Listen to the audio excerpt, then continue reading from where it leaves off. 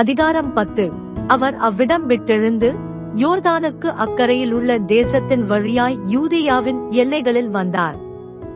ஜனங்கள் மறுபடியும் அவரிடத்தில் கூடி வந்தார்கள். அவர் தம்முடைய வழக்கத்தின்படியே மறுபடியும் அவர்களுக்கு போதகம் பண்ணினார். அப்பொழுது பரிசேயர் அவரை சோதிக்க வேண்டுமென்று அவரிடத்தில் வந்து, புருஷனானவன் தன் மனைவியை தள்ளிவிடுவது நியாயமா என்று கேட்டார்கள். அவர் பிரதியுத்தரமாக, மோசே உங்களுக்கு கட்டளையிட்டிருக்கிறது என்ன என்று கேட்டார். அதற்கு அவர்கள், தள்ளுதற் சீட்டை எழுதி கொடுத்து அவளை தள்ளிவிடலாமென்று மோசே உத்தரவு கொடுத்திருக்கிறார் என்றார்கள். இயேசு அவர்களுக்கு பிரதியுத்தரமாக, உங்கள் இருதய கடினத்து நிமித்தம் இந்த கட்டளையை உங்களுக்கு எழுதி கொடுத்தான். ஆகிலும் ஆதியிலே மனுஷரை சிருஷ்டித்த தேவன் அவர்களை ஆணும் பெண்ணுமாக உண்டாக்கினார். இது நிமித்தம் புருஷனானவன் தன் தகப்பனையும் தாயையும் விட்டு தன் மனைவியோடே இசைந்திருப்பான். அவர்கள் இருவரும் ஒரே மாம்சமாயிருப்பார்கள். இவ்விதமாய் அவர்கள் இருவராயிராமல் ஒரே மாம்சமாயிருக்கிறார்கள். ஆகையால் தேவன் இணைத்ததை மனுஷன் பிரிக்காதிருக்க கடவன் என்றார். பின்பு வீட்டிலே அவருடைய சீஷர்கள் அந்த காரியத்தை குறித்து மறுபடியும் அவரிடத்தில் விசாரித்தார்கள். அப்பொழுது அவர், எவனாகிலும் தன் மனைவியை தள்ளிவிட்டு வேறொருத்தியை விவாகம் பண்ணினால் அவன் அவளுக்கு விரோதமாய் விபசாரஞ்செய்கிறவனாயிருப்பான். மனைவியும் தன் புருஷனை தள்ளிவிட்டு வேறொருவனை விவாகம் பண்ணினால் விபசாரஞ்செய்கிறவளாயிருப்பாள் என்றார். அப்பொழுது சிறு பிள்ளைகளை அவர் தொடும்படிக்கு அவர்களை அவரிடத்தில் கொண்டு வந்தார்கள். கொண்டு வந்தவர்களை சீஷர்கள் அதட்டினார்கள். இயேசு அதைக் கண்டு விசனமடைந்து, சிறு பிள்ளைகள் என்னிடத்தில் வருகிறதற்கு இடங்கொடுங்கள், அவர்களை தடை பண்ணாதிருங்கள், தேவனுடைய ராஜ்யம் அப்படிப்பட்டவர்களுடையது. எவனாகிலும் சிறு பிள்ளையைப் போல் தேவனுடைய ராஜ்யத்தை ஏற்றுக்கொள்ளாவிட்டால் அவன் அதில் பிரவேசிப்பதில்லை என்று மெய்யாகவே உங்களுக்கு சொல்லுகிறேன் என்று சொல்லி அவர்களை அணைத்துக் கொண்டு அவர்கள் மேல் கைகளை வைத்து அவர்களை ஆசீர்வதித்தார். பின்பு அவர் புறப்பட்டு வழியிலே போகையில் ஒருவன் ஓடி வந்து அவருக்கு முன்பாக முழங்கால் படியிட்டு, நல்ல போதகரே, நித்திய ஜீவனை சுதந்திரித்துக் கொள்ளும்படி நான் என்ன செய்ய வேண்டும் என்று கேட்டான். அதற்கு இயேசு, நீ என்னை நல்லவன் என்று சொல்வானேன்? தேவன் ஒருவர் தவிர நல்லவன் ஒருவனுமில்லையே. விபசாரஞ்செய்யாதிருப்பாயாக, கொலை செய்யாதிருப்பாயாக, களவு செய்யாதிருப்பாயாக, பொய்ச்சாட்சி சொல்லாதிருப்பாயாக, வஞ்சனை செய்யாதிருப்பாயாக, உன் தகப்பனையும் உன் தாயையும் கனம் பண்ணுவாயாக என்கிற கற்பனைகளை அறிந்திருக்கிறாயே என்றார். அதற்கு அவன், போதகரே, இவைகளையெல்லாம் என் சிறுவயது முதல் கை கொண்டிருக்கிறேன் என்றான்.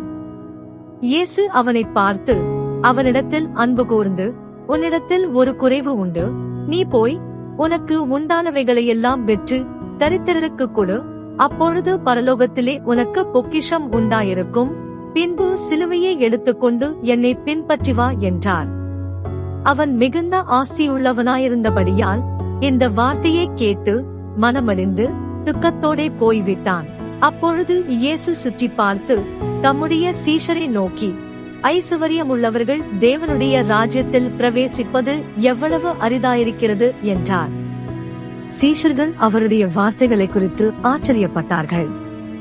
இயேசு பின்னும் அவர்களை நோக்கி, பிள்ளைகளே, ஐசுவரியத்தின் மேல் நம்பிக்கையாயிருக்கிறவர்கள் தேவனுடைய ராஜ்யத்தில் பிரவேசிக்கிறது எவ்வளவு அரிதாயிருக்கிறது. ஐசுவரியவான் தேவனுடைய ராஜ்யத்தில் பிரவேசிப்பதை பார்க்கிலும் ஒட்டகமானது ஊசியின் காதிலே நுழைவது எளிதாயிருக்கும் என்றார். அவர்கள் பின்னும் அதிகமாய் ஆச்சரியப்பட்டு, அப்படியானால் யார் இரட்சிக்கப்படக்கூடும் என்று தங்களுக்குள்ளே சொல்லிக் கொண்டார்கள். இயேசு அவர்களை பார்த்து, மனுஷரால் இது கூடாததுதான், தேவனால் இது கூடாததல்ல, தேவனாலே எல்லாம் கூடும் என்றார். அப்பொழுது பேதுரு அவரை நோக்கி, இதோ, நாங்கள் எல்லாவற்றையும் விட்டு உம்மை பின்பற்றினோமே என்று சொல்லத் தொடங்கினான். அதற்கு இயேசு பிரதியுத்தரமாக, என் நிமித்தமாகவும் சுவிசேஷத்து நிமித்தமாகவும் வீட்டையாவது சகோதரரையாவது சகோதரிகளையாவது தகப்பனையாவது தாயையாவது மனைவியையாவது பிள்ளைகளையாவது நிலங்களையாவது விட்டவன் எவனும் இப்பொழுது இம்மையிலே துன்பங்களோடே கூட நூறத்தனையாக வீடுகளையும் சகோதரரையும் சகோதரிகளையும் தாய்களையும் பிள்ளைகளையும் நிலங்களையும் மறுமையிலே நித்திய ஜீவனையும் அடைவான் என்று மெய்யாகவே உங்களுக்கு சொல்லுகிறேன். ஆகிலும் முந்தினோர் அநேகர் பிந்தினோராயும் பிந்தினோர் அநேகர் முந்தினோராயும் இருப்பார்கள் என்றார். பின்பு அவர்கள் எருசலேமுக்கு பிரயாணமாய் போகையில் இயேசு அவர்களுக்கு முன்னே நடந்து போனார். அவர்கள் திகைத்து அவருக்கு பின்னே பயத்தோடே போனார்கள். அப்பொழுது அவர் 12 அழைத்து தமக்கு சம்பவிக்கப் போகிறவைகளை அவர்களுக்கு மறுபடியும் சொல்லத் தொடங்கினார். இதோ எருசலேமுக்கு போகிறோம். அங்கே மனுஷகுமாரன் பிரதான ஆசாரியரிடத்திலும் வேதபாரகரிடத்திலும் ஒப்புக் கொடுக்கப்படுவார். அவர்கள் அவரை மரண ஆக்கினைக்குள்ளாக தீர்த்து புறத்தேசத்தாரிடத்தில் ஒப்புக் கொடுப்பார்கள். அவர்கள் அவரை பரியாசம் பண்ணி அவரை வாரினால் அடித்து அவர் மேல் துப்பி அவரை கொலை செய்வார்கள். ஆகிலும் 3ஆம் நாளிலே அவர் உயிரோடே எழுந்திருப்பார் என்றார். அப்பொழுது செபதேயுவின் குமாரராகிய யாக்கோபும் யோவானும் அவரிடத்தில் வந்து, போதகரே, நாங்கள் கேட்டுக்கொள்ளப் போகிறதை நீர் எங்களுக்கு செய்ய வேண்டுமென்று விரும்புகிறோம் என்றார்கள். அவர் அவர்களை நோக்கி, நான் உங்களுக்கு என்ன செய்ய வேண்டுமென்று விரும்புகிறீர்கள் என்று கேட்டார். அதற்கு அவர்கள், உமது மகிமையிலே எங்களில் ஒருவன் உமது வலது பாரிசத்திலும் ஒருவன் உமது இடது பாரிசத்திலும் உட்கார்ந்திருக்கும்படி எங்களுக்கு அருள் செய்ய வேண்டும் என்றார்கள். இயேசு அவர்களை நோக்கி, நீங்கள் கேட்டுக்கொள்ளுகிறது இன்னது என்று உங்களுக்கே தெரியவில்லை. நான் குடிக்கும் பாத்திரத்தில் நீங்கள் குடிக்கவும் நான் பெறும் ஸ்நானத்தை நீங்கள் பெறவும் உங்களால் கூடுமா என்றார். அதற்கு அவர்கள், கூடும் என்றார்கள். இயேசு அவர்களை நோக்கி, நான் குடிக்கும் பாத்திரத்தில் நீங்கள் குடிப்பீர்கள், நான் பெறும் ஸ்நானத்தையும் நீங்கள் பெறுவீர்கள். ஆனாலும் என் வலது பாரசத்திலும் என் இடது பாரசத்திலும் உட்கார்ந்திருக்கும்படி எவர்களுக்கு ஆயத்தம் பண்ணப்பட்டிருக்கிறதோ அவர்களுக்கே அல்லாமல் மற்றொருவருக்கும் அதை அருளுவது என் காரியமல்ல என்றார். மற்ற 10 பேரும் அதை கேட்டு யாக்கோபின் மேலும் யோவானின் மேலும் எரிச்சலானார்கள். அப்பொழுது இயேசு அவர்களை கிட்டவரச் செய்து, புறஜாதியாருக்கு அதிகாரிகளாக எண்ணப்பட்டவர்கள் அவர்களை இருமாப்பாய் ஆளுகிறார்கள் என்றும் அவர்களில் பெரியவர்கள் அவர்கள் மேல் கடினமாய் அதிகாரம் செலுத்துகிறார்கள் என்றும் நீங்கள் அறிந்திருக்கிறீர்கள். உங்களுக்குள்ளே அப்படி இருக்கலாகாது. உங்களில் எவனாகிலும் பெரியவனாயிருக்க விரும்பினால் அவன் உங்களுக்கு பணிவிடைக்காரனாயிருக்க கடவன்.